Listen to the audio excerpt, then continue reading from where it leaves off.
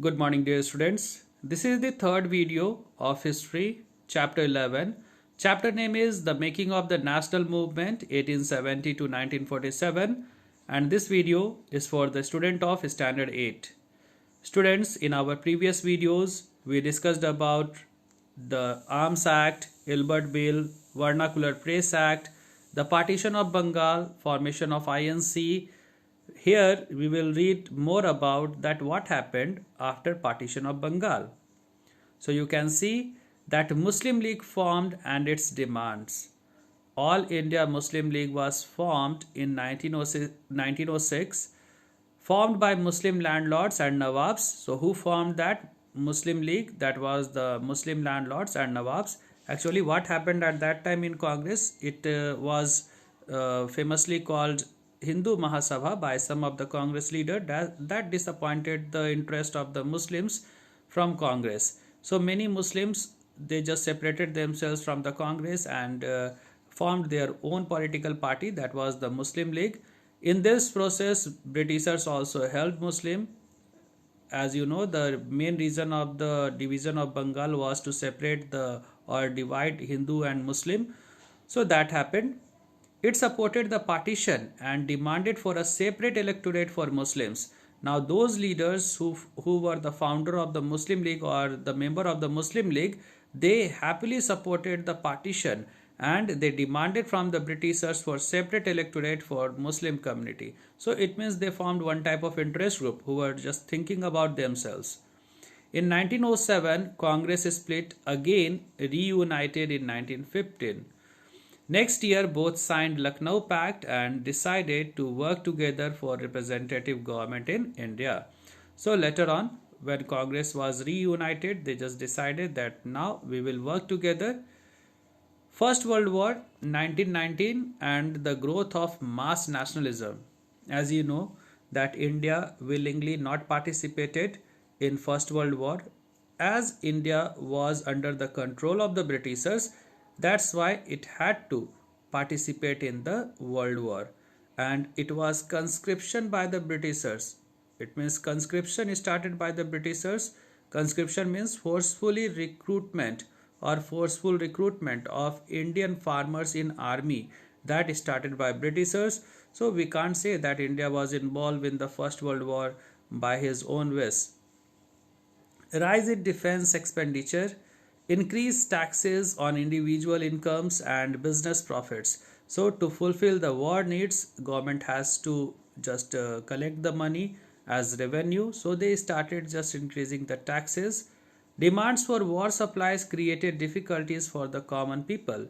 At that time, many places just felt the starvation. On the other hand, war reaped fabulous profits for business groups. It created demand for industrial goods like jute bags, clothes, rails, etc. So, First World War just ruined the economy on one side. On the other side, it just helped some businessmen to grow their businesses. Just like many Indians started getting contract from the Britishers to make the product for them. Indian industries expands and business groups demand greater opportunities for development.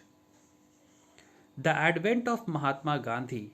Now this was the time for getting entry of a very famous leader, that was Mahatma Gandhi. We all know that how much work he did for our country to get the independence. He is also known as the father of the nation. You all know why he is known as the father of nation, because of his philosophy, because of his ideology, because of his nature of humanity. The advent of Mahatma Gandhi from South Africa, he came in the year 1915.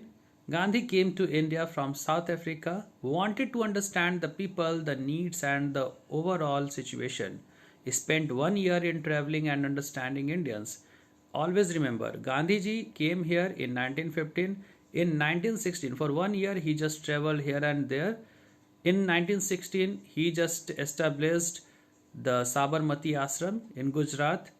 In that year only, he attended the Congress meeting and in next year in 1917, Mahatma Gandhi just came in Bihar to just start the Champaran movement, which was a very huge movement, which was very important movement against the Britishers by the Indians, where Indians were boycotting the Tinkatia system. It means Indians had to just give some of the plot to the Britishers, as you have read already in the Indigo Rebellion. That was the Champaran movement.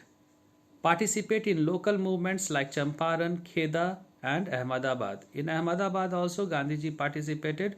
Mill workers just did a strike over there. They were demanding their bonus, their proper salary.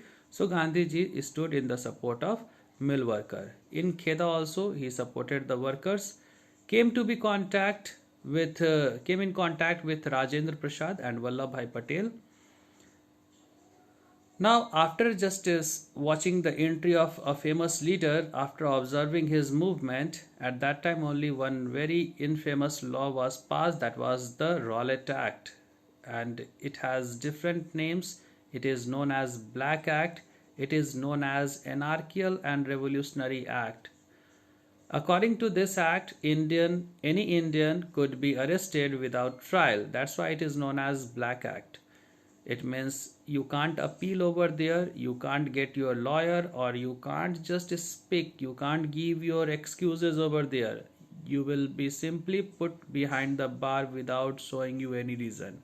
The act curbed fundamental rights such as the freedom of expression and strengthened police power. So that was all about to just give enormous power to the Britishers.